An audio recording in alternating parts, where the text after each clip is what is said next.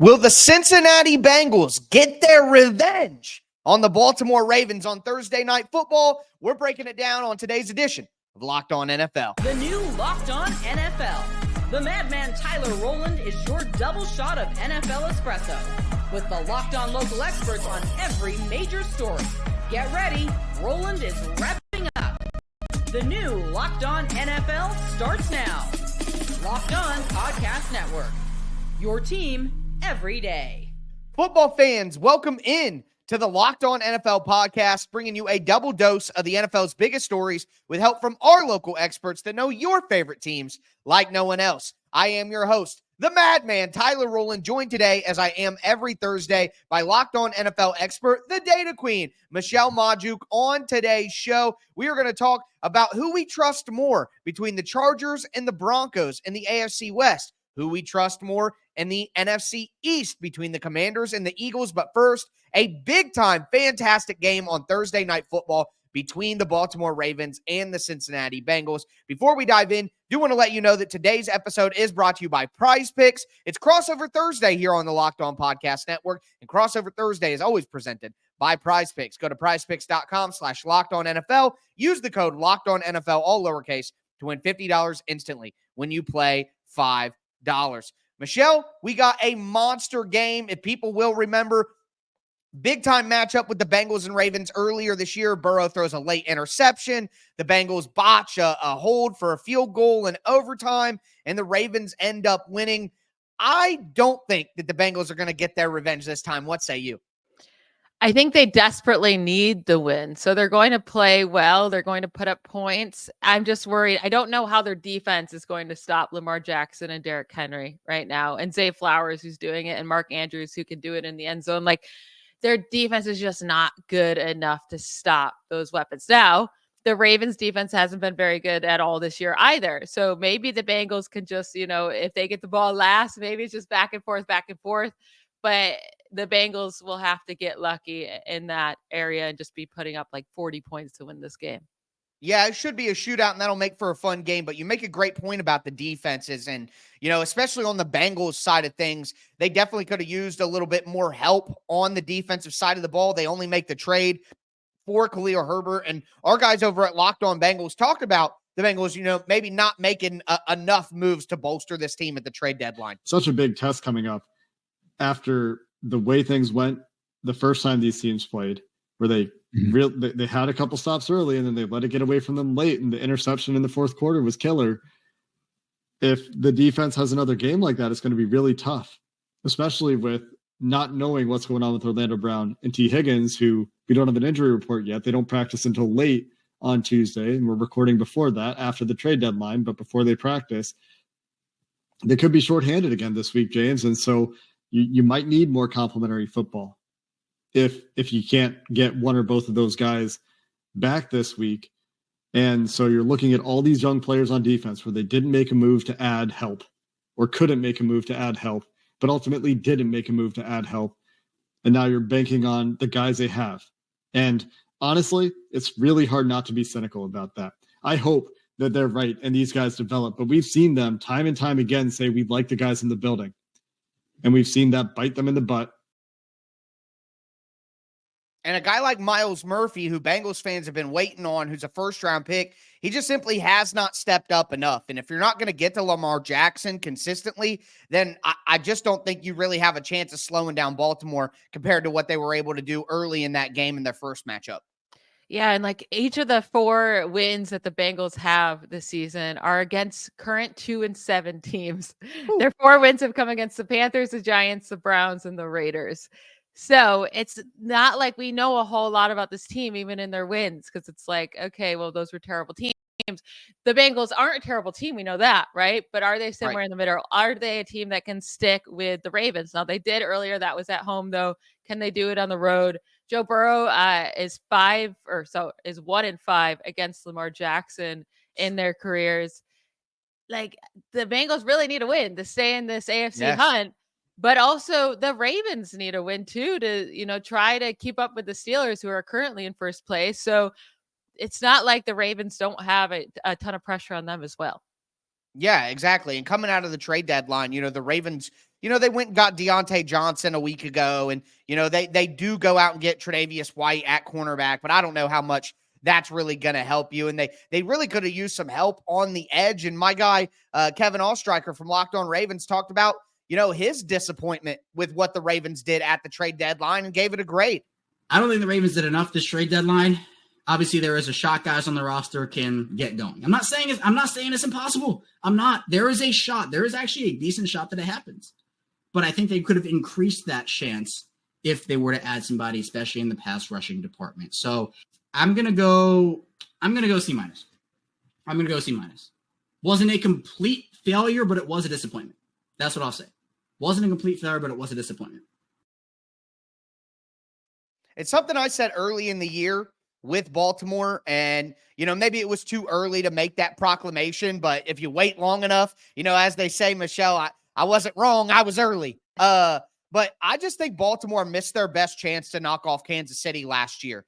Their defense is worse this year. I think in a big-time moment with Roger Rosengarten at right tackle, the Ravens are not as good of a team as they were last year, and with them not really making a big improvement at the trade deadline. Again, I don't think that Tre'Davious White is going to be much of an improvement for him. I think his best days are far behind him. I just don't know if it's funny because we wanted to see them improve the run game, and they went out and did that with Derrick Henry. Certainly can't deny that, but it's the defense that's taken a step back, without the brain trust there. Obviously, Mike McDonald goes to Seattle. A guy like Denard Wilson goes to Tennessee. They've lost a couple other guys from that defensive staff. I just don't think the Ravens defense is good enough at the end of the day. And I think they win this game against the Bengals, but long-term, I don't trust the Ravens, and I don't think that they're going to be the team that knocks off Kansas City this year. Yeah, they're allowing the most passing yards per game in the league this year. Like, I don't know if that's going to work in the playoffs, right? Like, right. I get it. Lamar and Derrick Henry are so hard to stop, and they can put up points too. But we also know Lamar has typically struggled in the playoffs too.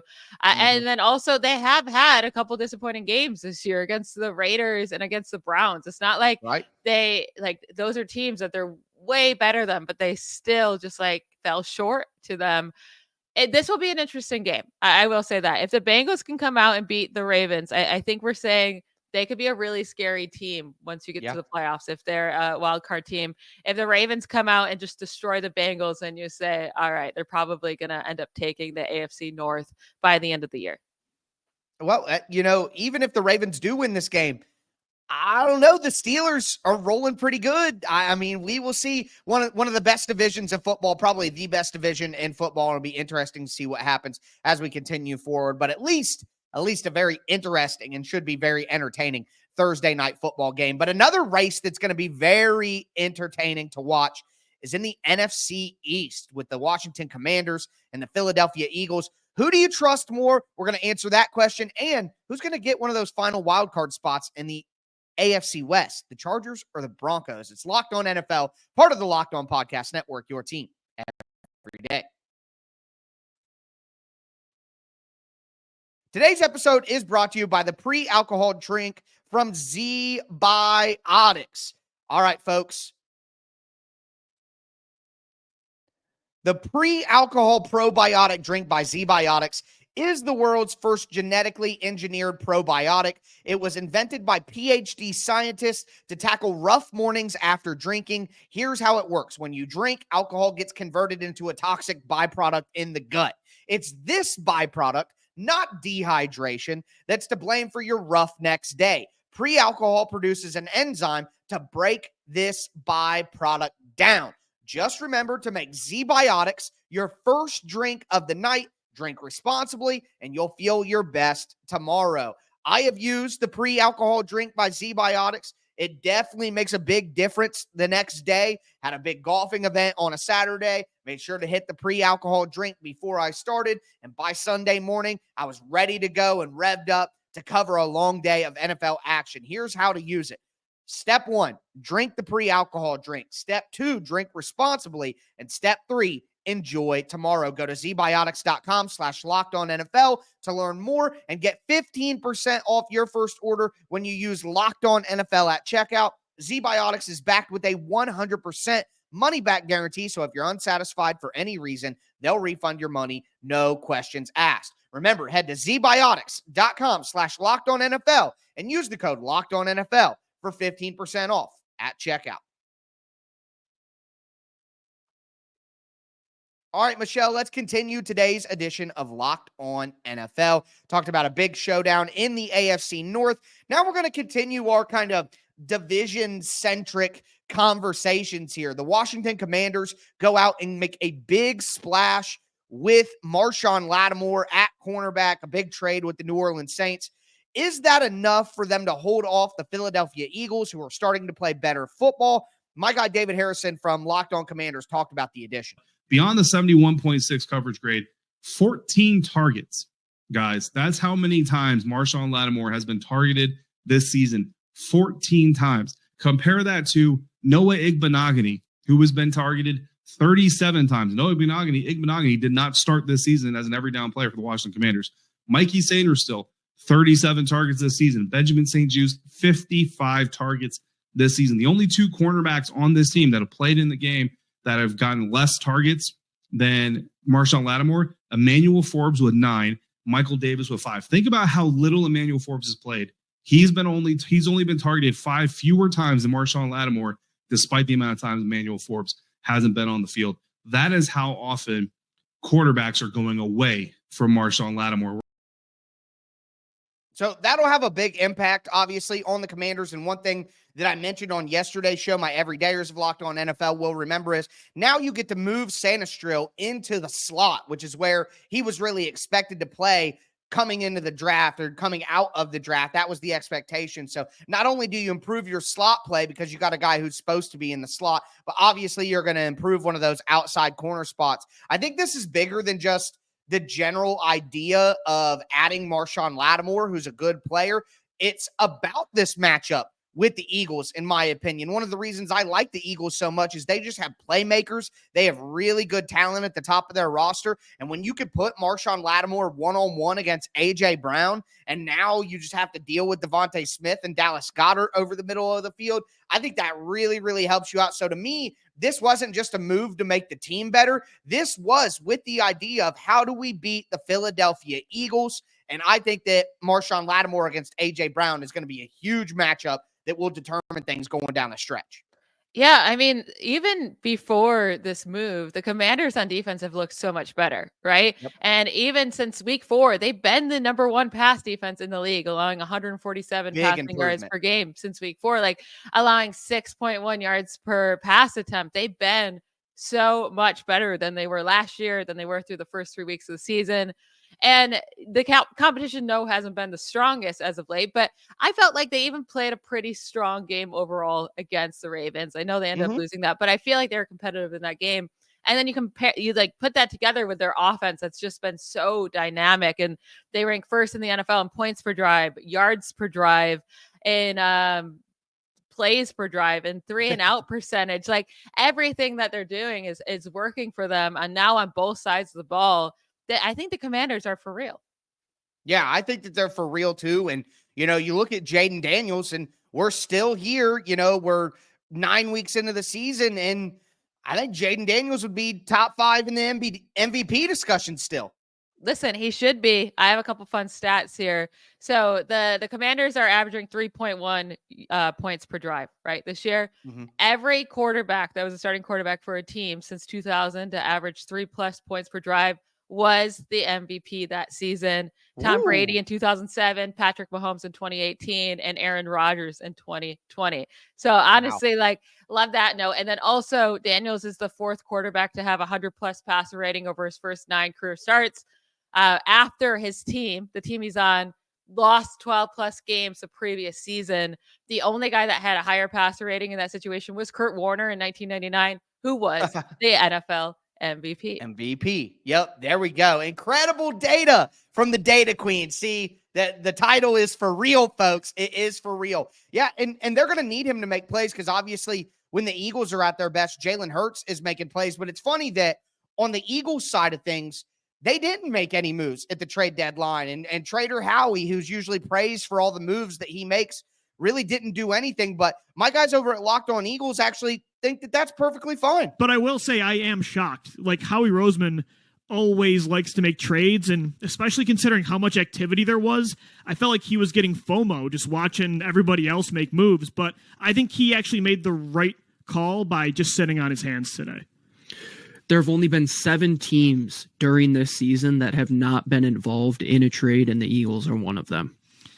Well, I mean, again, in fairness, he made like 1,000 trades in the offseason. He broke the record for most trades during the draft. And you got to remember Dotson right before the season was kind of that deadline-like move. So, but that is kind of crazy. Your tweet on our account of the Green Goblin, like Mask calling him a coward, that was literally Howie's phone to a T. I really thought at least one small move was coming. I mean, Howie Roseman typically makes moves, but, you know, with all the moves that he made in the draft, trading for Jahan Dotson before the season, like, I feel like they've made enough, and the Eagles are really starting to turn it on. And after the collapse that they had last year, again, at the end of the day, they have so many high-level players on the field that when it comes down to who I trust more between the Commanders and the Eagles, like, I know that the Commanders are playing good football, but in a one-game scenario in the playoffs or something like that, I got to say that I would trust the Eagles more because I just trust some of their high-level players more than I trust the collective in Washington. Absolutely. If this was to be like a playoff game and these two teams were to be facing each other, yeah, maybe the Commanders in the regular season will be the team that finishes on top, but that experience does go a long way in the playoffs. And Hurts is playing really well over the last, like, it started off not so great this year, but he's not turning the ball over anymore. He scored 12 touchdowns, has 0 giveaways since week 6. Like, he's turned it on. AJ Brown needs to stay healthy because he's been struggling with that this year. Yes. They need to keep him on the field because they're definitely obviously a way better offense when he's there. But and then Saquon Barkley is just playing out of his mind this year as well. So with the offense, the defense is stepping up too. They're finally getting some sacks out of their pass rush. Like, I think overall this is a very, very solid team. Yeah, absolutely. And I can't wait. Hopefully we do get to see these teams match up in the playoffs. I know we got another matchup between them in the regular season coming soon, but definitely will be a fun division to watch now that, you know, the Giants are terrible. The Cowboys are completely out of it. So it's a 2-team race here, and curious to see how things finish up. But speaking of a 2-team race, maybe not for the division crown, but I think one of the Los Angeles Chargers and Denver Broncos will get a wild card spot. Who will it be? We'll give our predictions. Make sure that you stay locked in with us here, Locked On NFL, your team every day. Today's episode is brought to you by FanDuel. Get ready to tackle the second half of the NFL season with FanDuel, America's #1 sportsbook, because right now, new customers can bet $5 and get $150 in bonus bets if you win. The FanDuel Sportsbook app gives you everything that you need to place live bets on the NFL all in one place. So when you get a hunch in the middle of a game, you can check out the latest stats. You can view live play-by-play and so much more on the same page where you place your bets. Make sure that you visit FanDuel.com to join today. Again, you'll get started with $150 in bonus bets if you win your first $5 bet. That's FanDuel.com. Never waste a hunch and make every moment more with FanDuel, an official sportsbook partner of the NFL. Today's episode is also brought to you by Prize Picks. Prize Picks makes daily fantasy sports as fun and as easy as possible. That's why they have over 10 million members and billions of dollars in awarded winnings. Prize Picks makes daily fantasy sports accessible to all because all you have to do is pick more or less on at least 2 players for a shot to win up to 100 times your cash. You can run your game all season long on Prize Picks. Here's how easy it is. Prize Picks has a projection for every player. For example, Jamar Chase, 79.5 receiving yards. Patrick Mahomes, 1.5 passing touchdowns. Travis Kelce, 59.5 receiving yards. Saquon Barkley, 79.5 rushing yards. Again, all you do is pick 2 to 6 players and say whether they're going to do more or less. Download the Prize Picks app today. Use the code LOCKEDONNFL to get $50 instantly after you play your first $5 lineup. Download the Prize Picks app today and use that code LOCKEDONNFL to get $50 instantly after you play your first $5 lineup. It's Prize Picks. Run your game. All right, Michelle, let's cap off today's edition of Locked On NFL. Thank you for making Locked On NFL your first listen each and every day. Make sure that you check out the afternoon edition of Locked On NFL. Step into the barbershop with Tony Wiggins as he chops up the best NFL topics out there. With that being said, we've been doing kind of a showdown episode. The Ravens versus the Bengals, the Commanders versus the Eagles. Now I want to go a little bit lower in the pecking order, I guess. Two teams out in the AFC West, the Los Angeles Chargers and the Denver Broncos. I think that one of these teams is going to get a wild card spot. Right now, they're both kind of locked in there, but I think that that one of them will emerge with one of those spots and one will maybe fall back down to earth. Michelle, if you had to guess right now, if you had to say which team you had more confidence in going forward, would it be the Broncos or would it be the Chargers? I guess it would be the Chargers, but I will say I think both of these teams are overrated. So Right. both the Chargers and the Broncos' strength of wins this year, they the 5 wins they've had, they beat teams with a combined win total of 13. So the 5 teams they beat have a combined 13 wins for each, the Chargers and the Broncos. The Chargers have beat the Raiders, the Panthers, the Broncos, the Saints, and the Browns.